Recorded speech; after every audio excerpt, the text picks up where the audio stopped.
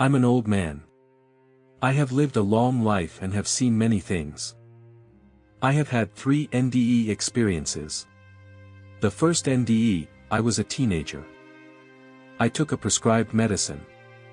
I had an allergic reaction. My gums turned black with little white blisters.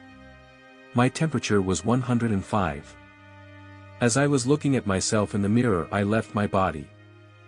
I was on the ceiling looking down at myself. All I could see was my backside.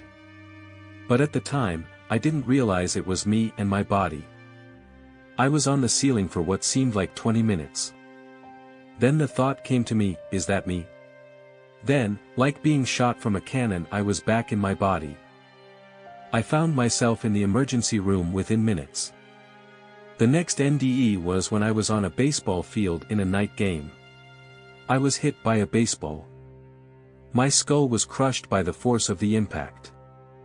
As I was lying in the dirt, others were trying to control the bleeding and keep me breathing. A messenger told me that I had to move.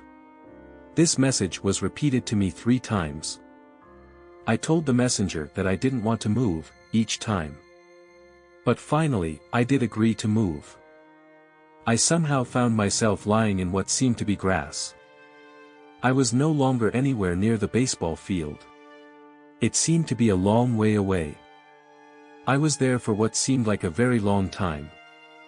Then the messenger said to me, "You can return now." Then suddenly I was back in the dirt at third base. The ambulance had just arrived. The last NDE was when I contracted spinal meningitis. I was in the hospital in isolation. I think it was the 3rd day. I looked at the door and my best friend came into the room. No one had seen him in a very long time. He died at age 19 in Vietnam. He was 5th Marines, H Company, on patrol March 2, 1967, and on point. He walked into an ambush. He was blown away. But when he came to me, he looked beautiful. All of his face and head were there. All of the bullet holes were gone. I just jumped out of my bed. Although in that instant, I didn't realize I had left my body in the bed. A voice from the corner of the room said to me, "He is your friend and will tell you no lies." I quickly turned to see the person that just talked to me. I saw no one. In that same instant, all the pain left my body and was replaced by a feeling that was so wonderful, it cannot be described. But the message was, "No lies." What did that mean to me? I thought, ask questions. So I did. Without the time to contemplate what sort of questions might be asked to a friend from the other side. I started asking questions. And as fast as I asked, he answered. I liked the answers to all but one question. Then he put his hand in my face as if to say, "Enough questions." Then he said, "I came to ask for your permission to be the one to come collect you." I knew what he meant, so I said, "Yes. Let's go." He was surprised at my remark. He looked a bit flustered.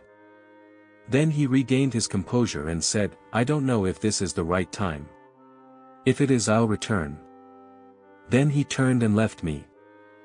I walked back to my bed and saw my body under the covers. I just climbed back into bed and re-entered my body. I said, "Let's go," because I knew that if I went with him, the marvelous feeling, that replaced the pain, I could keep. It was so wonderful that I was willing to give up everything and die.